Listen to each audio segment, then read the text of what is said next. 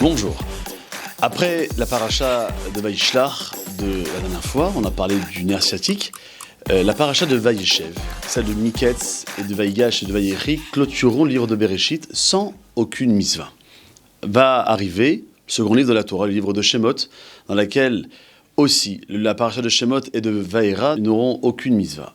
Arrive la troisième paracha, celle de Bo, dans lequel le premier Rashi de la Torah, dans Bereshit, dit que le livre de la Torah aurait dû commencer par cette paracha de Bo, car au chapitre 12, va commencer l'énumération des mitzvot qui vont être données aux Béni Israël, car c'est à ce moment-là que les Béni Israël vont sortir d'Égypte. Quelle va être cette première mitzvah, qui va être la quatrième dans le décompte des 613 mitzvot? Et là, c'est marqué dans cette paracha de Vaïra, Rosh Azeh Lachem Rosh Chodashim. Ce mois-là sera le premier des mois. Nous avons une mitzvah d'être Mekadesh et Chodashim, de sanctifier chaque nouveau mois. Ce nouveau mois, on le sanctifie à travers une birkat alevana, une bracha que l'on récitons lorsque la lune fait son apparition. La complexité, mais la beauté du calendrier juif, c'est qu'il s'opère sur le modèle lunaire et le modèle solaire.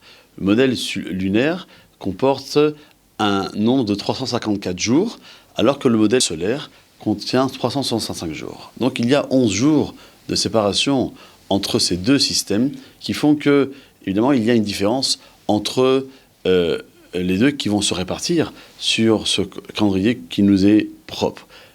Mais le calendrier juif fera en sorte que le point de départ qui est, comme on l'a dit, Rosh Chodashim, en parlant du mois de Nissan, c'est le premier mois de l'année, aura comme point de départ la fête de Pessah.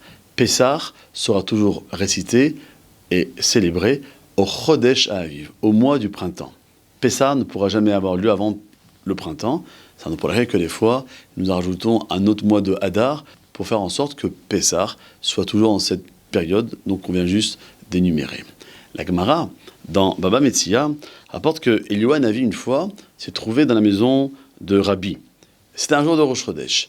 Et il n'est pas venu parce qu'il a eu une illumination. Le Rav lui a dit « Qu'est-ce qui s'est passé dans tes rêves ?» Il a dit « J'ai vu Abraham et je lui ai apporté de l'eau. Je lui ai lavé les mains, je lui ai lavé les pieds et je l'ai protégé. » Ça s'est passé la même chose pour Israël et pour Yaakov. Et lorsque ils lui ont demandé à chaque fois qu'ils prennent soin de tout l'âme Israël jusqu'à la venue du Mashiach, alors il a dit « Mais qui va pouvoir gérer tous ces Juifs jusqu'à la venue du Mashiach? Y a-t-il une personne sur terre qui gère cela ?»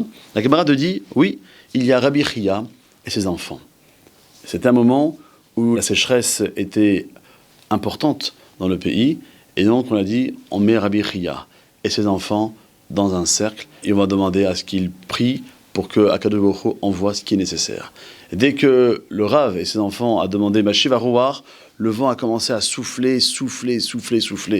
Lorsqu'on dit Marida Geshem, que la pluie tombe, on dit dans la Gemara que la descente de la pluie est aussi forte que la venue du moment où les morts se relèveront. Pourquoi dit le texte? Car on a dit, faisant tomber la pluie, c'est que les Chachamim ont vu qu'il y avait peut-être un message, celui que Triat HaMetim, les morts se relèveront. Alors on a dit, qui a osé donner ce secret qui était dévoilé à personne?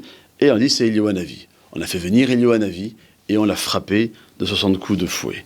Il est parti, et puis il est apparu sous la forme d'un ours, et là, il est venu pour les séparer et de les tourmenter.